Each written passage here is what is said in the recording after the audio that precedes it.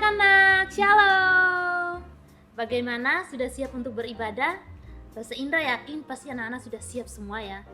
Pasti sudah tahu apa-apa yang harus dipersiapkan sebelum ibadah. Nah, tapi sebelumnya Pastor Indra mau ajak anak-anak untuk berdoa kepada Tuhan. Bersyukur untuk kebaikan Tuhan di dalam kehidupan kita selama 1 minggu ini. Kita juga berdoa minta Tuhan memimpin ibadah kita pada pagi hari ini. Mari kita berdoa. Tuhan Yesus, kami bersyukur karena Tuhan menjaga kami dan melindungi kami selama 1 minggu ini. Kami juga bersyukur karena Tuhan memberikan kami kekuatan sehingga kami bisa sekolah dan kami bisa belajar dengan baik. Kami bersyukur Tuhan, pagi hari ini kami bisa beribadah kepada Tuhan. Tuhan tolong setiap kami supaya kami beribadah dengan sungguh-sungguh dan dengan sepenuh hati kami. Tuhan juga tolong kami sehingga kami juga memuji Tuhan dengan sungguh-sungguh dan dengan sukacita. Dalam nama Tuhan Yesus kami berdoa. Amin. Nah, anak-anak, Tuhan Yesus yang kita percaya adalah Tuhan yang berkuasa atas seluruh dunia ini. Karena apa?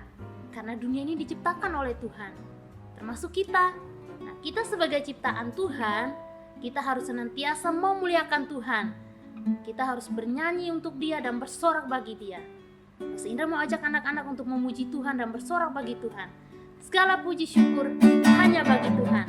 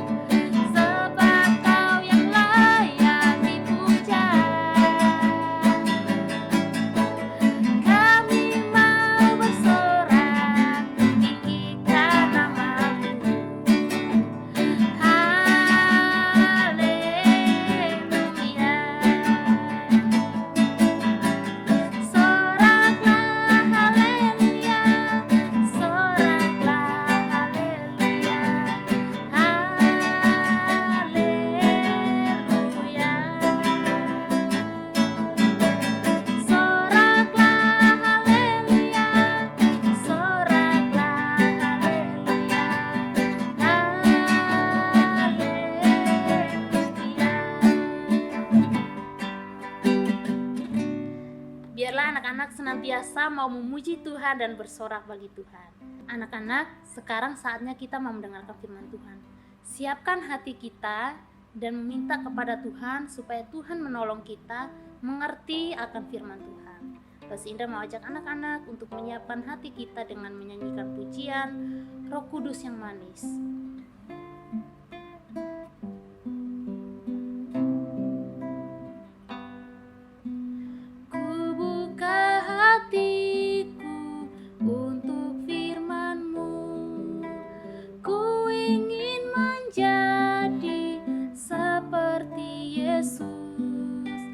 Berfirmanlah Tuhan, ku mau mendengar dan melakukan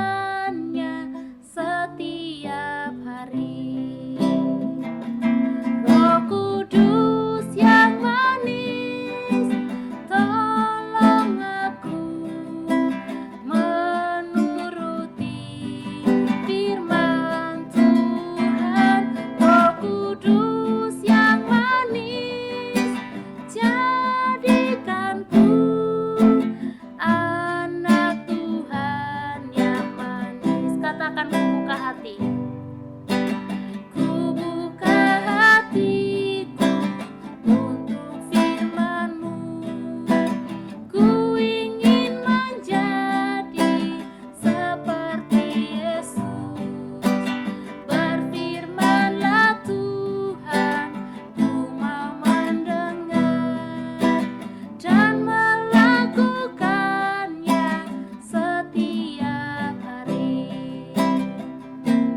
Roh Kudus yang manis, tolong aku menuruti firman Tuhan. Roh Kudus yang manis, jadikanku anak Tuhan yang manis. Ya anak-anak, biarlah Roh Kudus yang memampukan kita untuk mengerti dan untuk melakukan firman Tuhan. Shalom, selamat pagi anak-anak. Kini tiba saatnya bagi kita untuk kita mendengarkan kebenaran firman Tuhan. Sebelum kita mendengarkan firman Tuhan, mari kita berdoa terlebih dahulu. Mari kita berdoa. Tuhan Yesus, kami bersyukur untuk pagi hari ini Tuhan masih memberikan kami kesempatan untuk kami mendengarkan kebenaran firman Tuhan.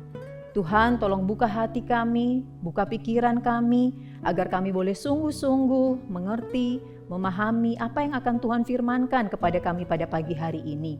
Dan Tuhan, tolonglah kami, agar kami tidak hanya mendengarkan, tetapi biarlah setiap kami, anak-anak Tuhan yang mendengarkannya, boleh menjadi pelaku firman Tuhan yang benar.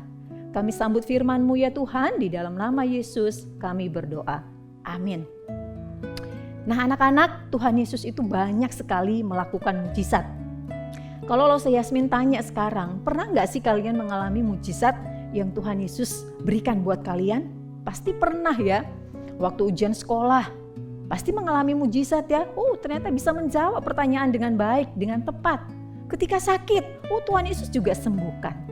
Nah anak-anak, waktu itu pernah ibu mertua dari Petrus mengalami sakit anak-anak. Dia sakit demam. Kalau kalian dengar kata mertua itu apa artinya ya? Ada yang tahu nggak ya? Nah mertua itu anak-anak, jadi Bapak Petrus punya istri, punya mama. Jadi mama dari istri Bapak Petrus. Nah kemudian waktu sakit anak-anak kebingungan kan apa yang harus dilakukan, panasnya tinggi sekali, demam. Dan akhirnya waktu itu Tuhan Yesus datang dan Tuhan Yesus melakukan mujizat buat ibu mertua Petrus. Dan ternyata ibu mertua Petrus itu sembuh anak-anak. Dan itu semua karena mujizat dari Tuhan Yesus. Dan waktu itu banyak sekali orang-orang di sekitar sana mendengar, melihat apa yang Yesus lakukan. Dan mereka ingin sekali juga mengalami yang namanya mujizat. Mengalami yang namanya kesembuhan. Banyak orang sakit ingin dibawa kepada Yesus untuk disembuhkan.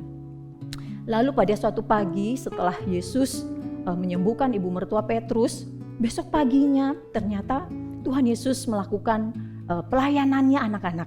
Mulai mengajar lagi. Dan waktu itu di sekitar Danau Galilea, di pesisir Danau Galilea. Kalau pesisir berarti di pinggir pantai, di pinggir danaunya anak-anak ya. Di pinggir Danau Galilea Tuhan Yesus mulai melayani anak-anak. Dia mulai mengajar. Nah ternyata sudah banyak orang datang beramai-ramai untuk mendengar pengajaran Yesus. Lalu kemudian ketika Yesus datang di pinggiran danau dari Galilea itu, Tuhan Yesus melihat bahwa ternyata di sana ada 4 murid yang sedang membersihkan jalannya. Ada Simon Petrus, ada Andreas, ada Yakobus, ada Yohanes anak-anak. Mereka sedang membersihkan jala-jala yang sudah mereka gunakan tadi malam ketika mereka pergi memancing ikan. Nah anak-anak ketika Yesus datang lalu menghampiri murid-muridnya ini, kemudian Tuhan Yesus naik ke satu perahu, yaitu perahunya Petrus, dan akhirnya Tuhan Yesus ngomong kepada Petrus, "Petrus, jalankanlah perahu ini agak ke tengah danau." Kemudian ketika perahu ini sudah mulai bergerak jauh dari pinggir danau anak-anak, Tuhan Yesus mulai mengajar. Dan banyak orang mendengarkan pengajaran Yesus. Dan setelah Yesus selesai mengajar, orang banyak pun pergi dan tinggal Yesus bersama murid-murid. Lalu kemudian apa yang Yesus lakukan ketika melihat masih ada murid-murid di situ? Tuhan Yesus ngomong kepada mereka, "Sekarang Mari kalian silakan pergi ke danau yang lebih dalam lagi supaya kalian menemukan banyak ikan di sana. Tetapi Petrus waktu itu berkata kepada Tuhan Yesus, Tuhan, Guru, sudah sepanjang malam kami bekerja keras dan kami tidak menangkap apa-apa. Anak-anak, kalau dengar pernyataan Petrus yang seperti ini, itu menunjukkan bahwa sebenarnya Petrus tidak mau. Dia tidak mau pergi ke danau yang lebih dalam lagi untuk mencari ikan. Kenapa? Karena sepanjang malam sudah bekerja keras, tidak menemukan apa-apa, kan sama saja konyol anak-anak. Ngapain harus pergi lagi? Tetapi apa yang dilakukan Petrus berikutnya? Lalu kemudian Petrus berkata, tapi karena engkau yang berkata kepada saya, karena engkau yang menyuruh, maka saya akan melakukannya. Ternyata benar loh anak-anak. Ketika Yesus selesai berkata itu kepada Petrus, akhirnya mereka pun mempersiapkan lagi jala yang sudah dibersihkan tadi. Mereka letakkan di dalam perahu dan mereka mulai berlayar lagi ke tengah danau. Ke danau yang lebih dalam lagi. Tapi ke danau yang lebih dalam itu danau yang sama ketika mereka malam hari pergi berlayar ke situ juga. Lalu dalam perjalanan itu, kalau Yasmin pikir-pikir ya, bisa jadi Petrus ketika itu berpikir, aduh ngapain sih ini, capek-capekin aja, ngapain harus pergi ke sana. Tapi ternyata ketika mereka sudah sampai ke tengah danau dan akhirnya mereka menebarkan jalannya anak-anak, ya memang tidak langsung ada ikannya anak-anak. Tetapi kalian tahu apa yang terjadi? Lama-kelamaan kok rasanya jala ini semakin berat ya. Ketika mau diangkat rasanya berat sekali. Dan ketika mau diangkat anak-anak, betul ternyata jala itu penuh dengan ikan. Dan itu rasanya berat dan penuh sekali. Akhirnya Petrus dan beberapa yang lain minta bantuan perahu-perahu yang lain. Ya untuk mengangkat ikan itu, saking banyaknya. Lalu akhirnya ketika Petrus melihat kejadian ini, padahal tadi malam mereka baru saja ke tempat yang sama dan tidak menemukan apa-apa. Tetapi ketika Yesus menyuruh mereka, wow, mereka mendapat ikan yang sangat banyak. Petrus takjub anak-anak. Dan apa yang Petrus sampaikan kepada Tuhan Yesus saat itu? Tuhan, pergilah daripada saya. Jauhilah saya. Saya ini orang berdosa. Tetapi justru Yesus ngomong, mulai hari ini saya akan menjadikan kalian sebagai penjala manusia. Walaupun Petrus dan teman-teman yang lain adalah orang yang berdosa anak-anak, tetapi Tuhan mau memakai mereka. Tuhan memilih mereka untuk menjala manusia. Tapi sekarang pertanyaannya adalah kenapa Yesus menyuruh Petrus untuk menjala ikan di tengah danau yang dalam itu? Apakah karena mereka tadi malam belum dapat apa-apa? Dan supaya mereka punya penghasilan menjualnya dan mereka dapat duit, dapat uang begitu? Tidak anak-anak. Justru Tuhan mau katakan bahwa Tuhan Yesus berkuasa atas ikan-ikan di laut, berkuasa atas alam ini, berkuasa atas hujan, berkuasa atas hidup mereka. Tidak ada satupun yang berkuasa di dunia ini kecuali Yesus saja. Bahkan ikan-ikan di tengah laut pun mendengar apa perintah dari Tuhan Yesus. Wah, luar biasa. Tuhan Yesus berkuasa untuk alam ini. Dan Tuhan mau katakan itu kepada para murid saat itu. Dan saat itu anak-anak, ketika Petrus melihat mujizat yang besar dan Yesus berkata kepada mereka bahwa Yesus akan menjadikan mereka penjala manusia, wah ini adalah hak yang istimewa anak-anak. Mereka yang berdosa ternyata Tuhan pakai untuk menjala manusia. Tetapi pertanyaannya sekarang, apa itu penjala manusia loh? Pasti bingung. Penjala manusia berarti apakah kita bawa pancing lalu kita mancing orang begitu? Tidak anak-anak. Tetapi penjala manusia artinya bahwa kita, orang yang sudah percaya kepada Yesus, kita mau menolong orang yang belum percaya kepada Yesus. Kita mau membantu mereka atas keselamatan jiwa mereka. Seperti yang murid-murid lakukan. Mereka sampaikan apa yang Yesus lakukan, mereka ceritakan. Supaya banyak orang bisa menjadi percaya kepada Tuhan Yesus. Nah harusnya kita pun anak-anak Tuhan yang percaya kepada Tuhan Yesus. Itu adalah tugas kita, tanggung jawab kita. Agar kita juga mau menceritakan bagaimana Yesus, apa yang dilakukannya, bagaimana karya keselamatannya. Harusnya itu tugas kita sekarang. Karena kita ketika percaya Yesus, kita juga adalah penjala manusia. Jadi apa yang kita lakukan loh? Praktisnya bagaimana loh?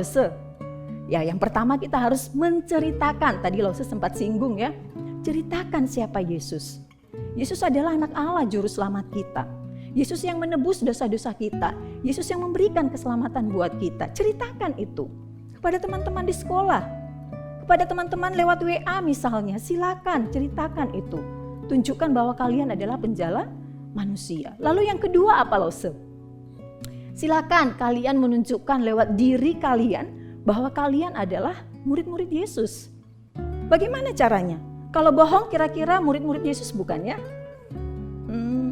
Bukan ya anak-anak ya. Kalau suka mencuri itu murid Yesus bukan ya? Pasti bukan juga. Terus bagaimana murid-murid Yesus? Murid Yesus itu anak-anak seperti kita ini ya, yang percaya Yesus. Kita bertutur kata, kita mengucapkan apapun, itu adalah kata-kata yang memberkati. Kata-kata yang sopan, bertindak dengan ramah, menyampaikan sesuatu dengan baik. Bahkan ketika kita menegur orang lain, tegurlah dengan kasih. Jadi ketika kita bercerita siapa Yesus, bahkan kita menunjukkan lewat hidup kita, itu juga satu bentuk bagi kita bagaimana kita menceritakan Yesus kepada orang lain. Dan yang ketiga anak-anak, mengajak teman-teman kita ke sekolah minggu. Mungkin kalian ini sekarang rajin sekolah minggu ya, rajin dengar firman Tuhan setiap hari minggu. Tetapi bagaimana teman-teman kalian yang lain? Apakah mereka juga rajin ke sekolah minggu? Walaupun lewat online seperti ini, lewat layar YouTube seperti ini, ajak teman-teman kalian. Mungkin ada sepupu kalian, mungkin ada koko yang lain yang tidak ikut sekolah minggu, tidak ikut beribadah. Ajak mereka. Ini adalah tugas kita sebagai penjala manusia. Nah anak-anak, penting sekali ketika Tuhan Yesus sebagai guru kita yang agung itu, yang mulia itu, menjadikan kita murid, menjadikan kita anak-anak yang betul-betul dikhususkan, diistimewakan untuk menjadi penjala manusia. Ingat tadi kita punya 3 tugas ya. Ada berapa? 3 tugas. Yang pertama kita harus bercerita tentang siapa Yesus dan bagaimana karya keselamatan yang Yesus lakukan. Kemudian yang kedua, bagaimana kita menunjukkan kehidupan kita yang baik, yang penuh kasih, agar orang juga melihat bahwa kita mencerminkan Kristus di dalam hidup kita. Dan yang ketiga, mengajak teman-teman kita yang lain agar mereka juga datang beribadah kepada Tuhan. Anak-anak, ini adalah tugas dan tanggung jawab kita semua. Jadilah penjala manusia yang membawa jiwa kepada Tuhan Yesus. Menjala manusia bukan berarti kita membuat manusia itu mati, tetapi bagaimana kita menghidupkan manusia yang sudah mati di dalam dosa-dosanya anak-anak. Tapi kita mau tolong mereka, perkenalkan mereka kepada Yesus, sang sumber keselamatan itu. Nah anak-anak, pagi hari ini kita mau membaca ayat hafalan kita. Dan biarlah ayat hafalan ini betul-betul mengingatkan kita bagaimana kita mengikut Yesus menjadi penjala manusia. Mari buka Alkitab kita di dalam Matius pasalnya yang keempat, ayat yang ke-19. Matius pasal yang keempat, ayat yang ke-19. Lose akan bacakan, silakan kalian menyimak atau membaca dalam Alkitab kalian di rumah ya. Yesus berkata kepada mereka, "Mari, ikutlah aku, dan kamu akan kujadikan penjala manusia." Sekali lagi, Yesus berkata kepada mereka, "Mari, ikutlah aku, dan kamu akan kujadikan penjala manusia." Anak-anak, ini adalah satu ajakan yang luar biasa yang Tuhan Yesus berikan buat kita. Mari, ikutlah aku, dan kamu akan kujadikan penjala manusia. Mari, ikutlah Tuhan Yesus, dan Tuhan Yesus akan menjadikan kalian penjala manusia. Mari kita berdoa. Tuhan, kami bersyukur Tuhan memberikan kami hak istimewa untuk kami menjadi penjala manusia. Kami diberikan hak istimewa untuk kami menceritakan tentang Yesus dan karya keselamatan yang Yesus lakukan kepada orang-orang yang ada di sekitar kami. Kami bersyukur diberikan hak istimewa untuk kami menunjukkan sikap hidup kami yang penuh kasih dengan bertutur kata yang sopan, bertingkah laku yang benar, agar banyak orang yang dimenangkan untuk Tuhan. Dan kami bersyukur ya Tuhan untuk hak istimewa untuk kami juga boleh mengajak teman-teman kami yang lain, bahkan keluarga kami yang belum percaya kepada Yesus, agar mereka juga boleh mengalami Yesus di dalam hidup mereka. Tuhan, pakai anak-anak-Mu yang sudah mendengarkan kebenaran firman-Mu pagi hari ini. Biarlah mereka boleh menjadi penjala manusia, penjala orang-orang yang belum percaya kepada Yesus, sehingga banyak orang yang dibawa dan dimenangkan kepada Yesus. Terima kasih Tuhan, pakai setiap kami, pakai setiap anak-anak-Mu untuk menjadi berkat dimanapun Tuhan menempatkan kami. Di dalam nama Yesus kami bersyukur untuk firman hari ini. Amin. Anak-anak, saatnya kita akan memberikan persembahan kepada Tuhan. Mari memberikan yang terbaik. Persembahan kami pada hari ini, kiranya Tuhan terimalah dengan senang hati.